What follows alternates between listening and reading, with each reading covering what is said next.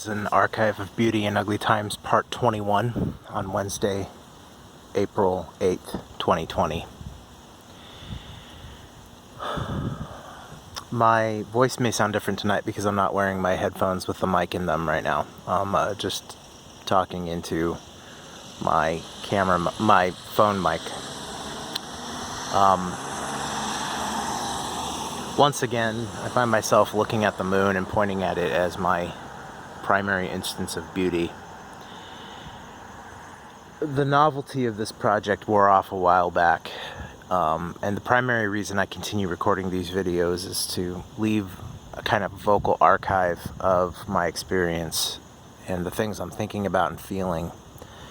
So you're going to see repeated images of things that I find beautiful, because I still think that's important. I just don't think that I'm really in the headspace right now to go wandering around looking for beauty far from my apartment. So I anticipate that I'll end up thinking and contemplating and meditating on things that remain beautiful to me, that strike me on the given day. And I think in some ways this actually might be a good exercise for me.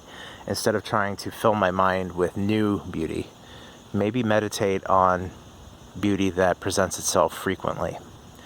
The moon will always be something I find beautiful, and I think a lot of people can agree with that sentiment. But I also think that a lot of the beauty that I find in the moon and in a lot of things is inflected by the knowledge that I have. And tonight I want to talk briefly about something that I think is pretty cool. A small number of astronomers, and I mean a very small number, this is not a normal view, but a small number of astronomers talk about and write about and think about the Earth and the moon not as a planet and its moon, but rather as a double planet.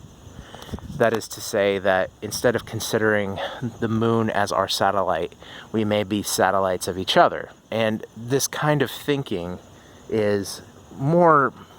it's an outlier or fringe position. It would be easier for people to make that argument if the mass of the moon and the Earth were closer to a 1-to-1 ratio. And they're not. The moon has about 1.5% the volume of mass that the Earth does. Even though it's, 1% of the mass of the Earth, even though it is about 25% the size of the Earth in terms of volume. It's just a lot less dense, I think. I might be wrong. Anyway, that's not the point. The point is that the Earth and the moon actually do orbit each other, even though the orbit of the moon around the Earth is much more visible. The way that you calculate an orbit is something called the barycenter. And the question is, where is the point of common rotation in the Earth and the moon, between the Earth and the moon? That point is inside of the Earth. It's about 3/4 of the way down to the core, about 1,000 feet, miles beneath our feet at any given time. And that's cool to think about, because it means that the Earth is wobbling with relationship to the orbit of the moon around it, because the center is not perfectly in the middle of the Earth. Anyway, that's also true for the sun, by the way, with the rest of the solar system. The sun very slightly wobbles in its rotation around itself. The barycenter of the solar system is not at the core of the sun. It's a little bit outside the core. It's crazy.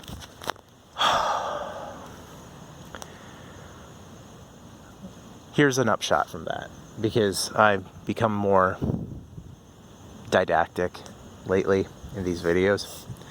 An upshot of this is that the Earth and the moon are in relationship to each other, and that relationship creates something different from the sum of its parts. And something that's important to remember is that life on Earth would be, as we know it, impossible without the moon. The moon controls the tides. The moon probably has an impact on biochemistry.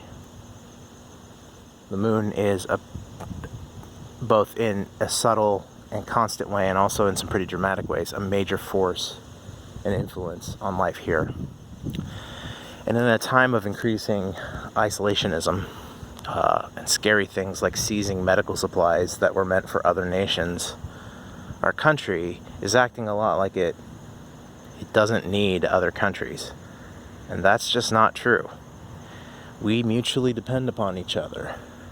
And if we just cut ourselves off from the rest of the world, we're going to suffer. Not just them. We need to do better, guys. This is not acceptable. So, do better. Demand better. Alright, that concludes this video. Have a good night.